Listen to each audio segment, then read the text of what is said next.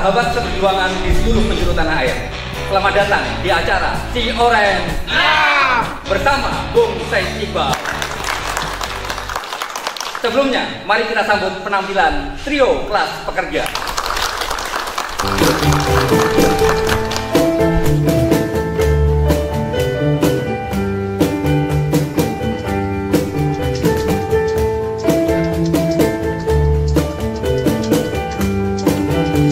Hujan gerimis aja, ikan teri di sini. Jangan menangis aja, yang pergi jangan dipikirin. Hujan gerimis aja, yang lele adik kumisnya. Jangan menangis aja, kalau boleh cari gantinya. Hujan gerimis aja, pergi berlayar ke Tanjung Cina.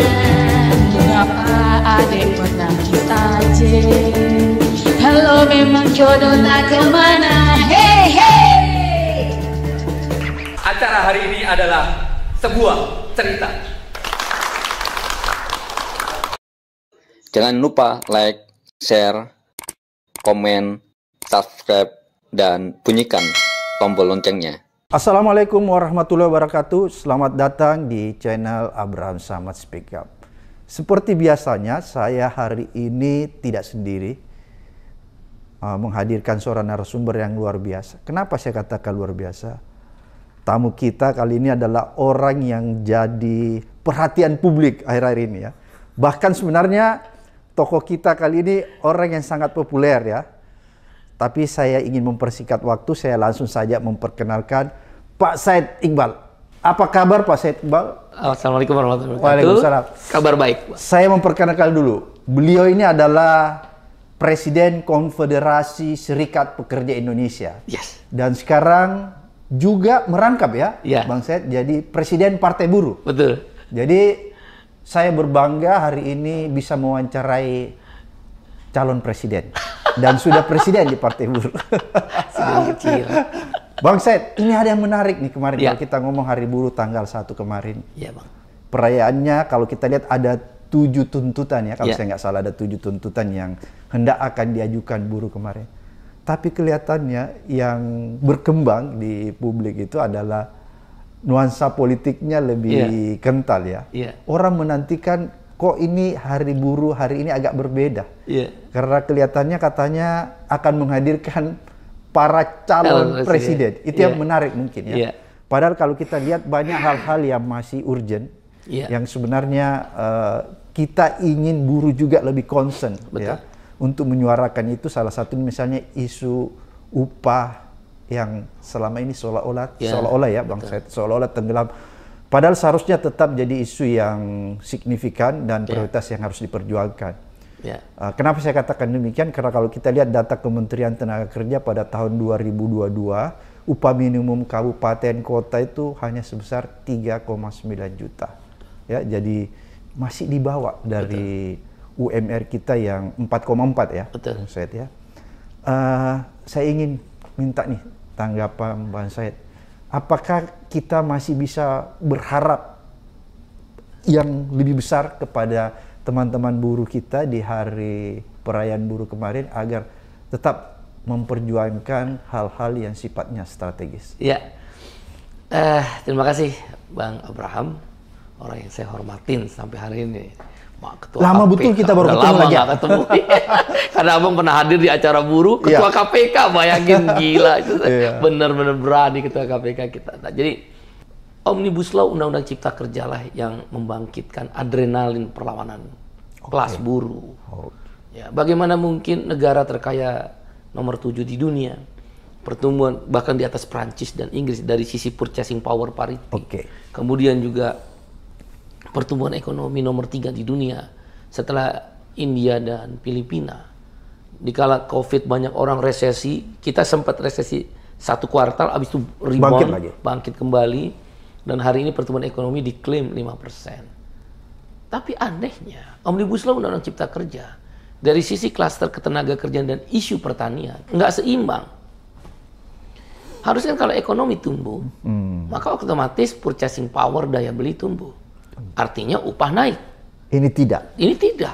Oke. 3 tahun berturut-turut kita nggak naik gara-gara Omnibus Law. Upahnya tidak pernah naik. Itu yang menjelaskan Abang kenapa sekitar 3,9 jutaan secara rata-rata.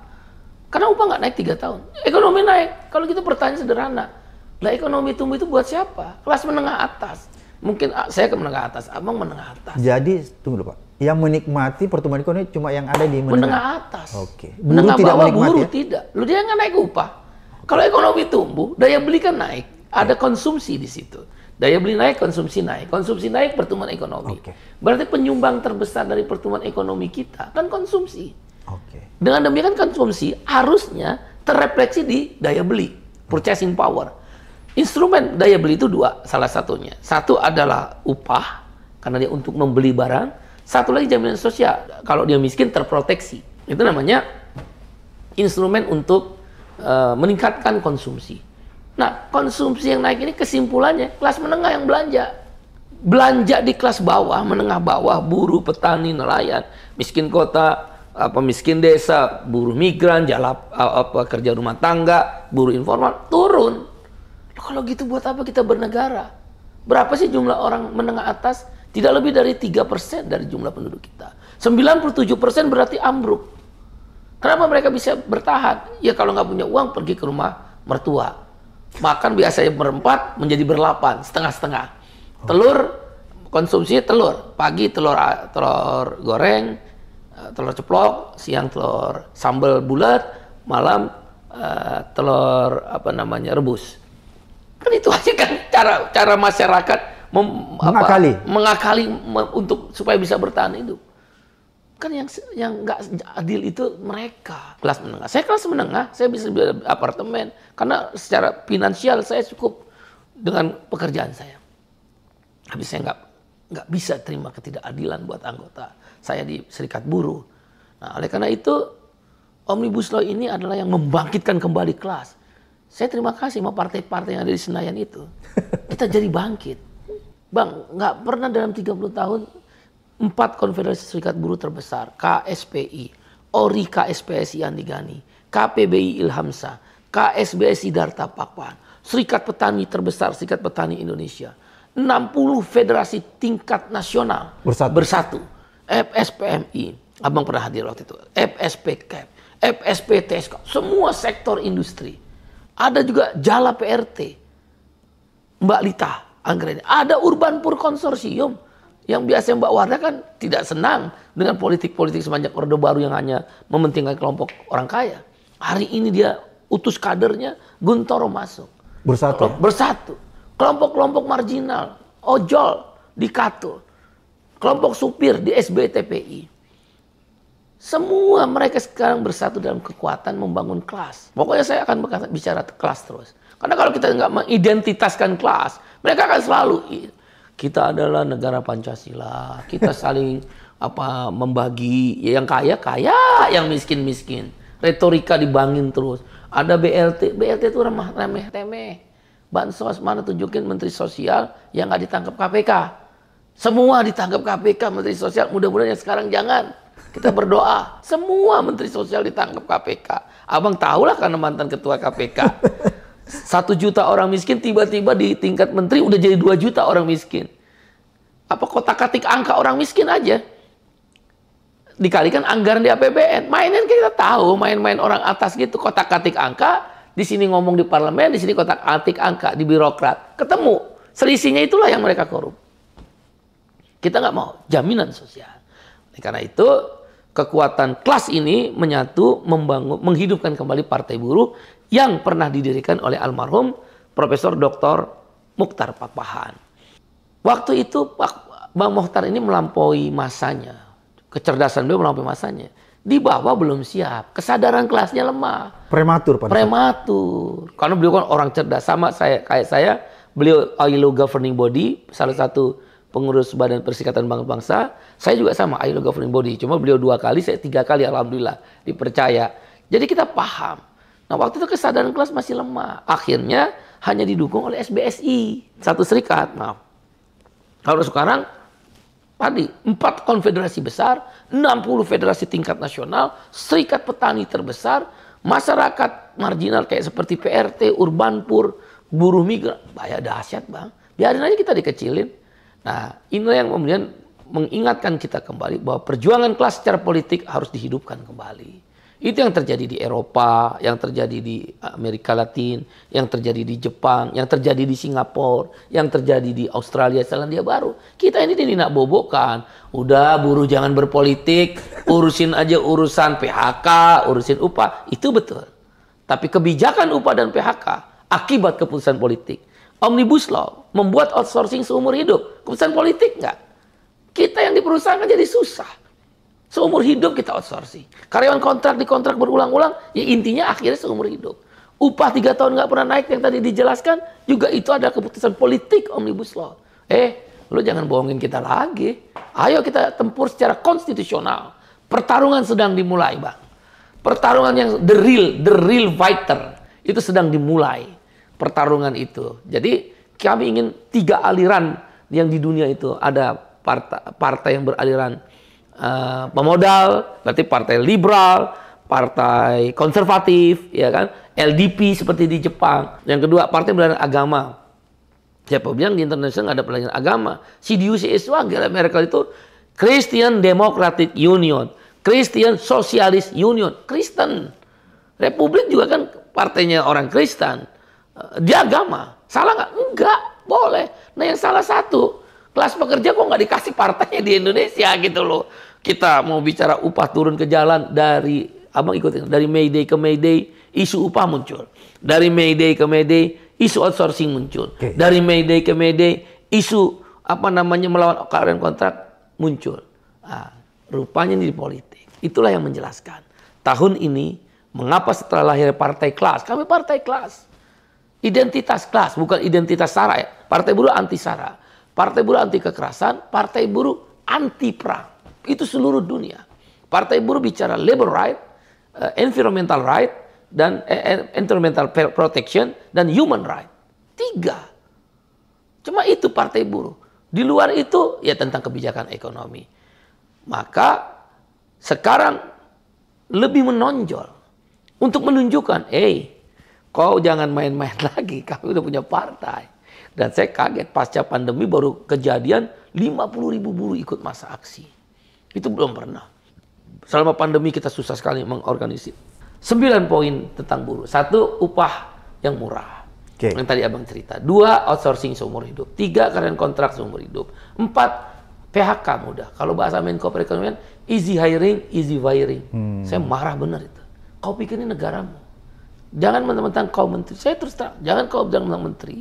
Dan kau orang kaya, nggak pernah susah.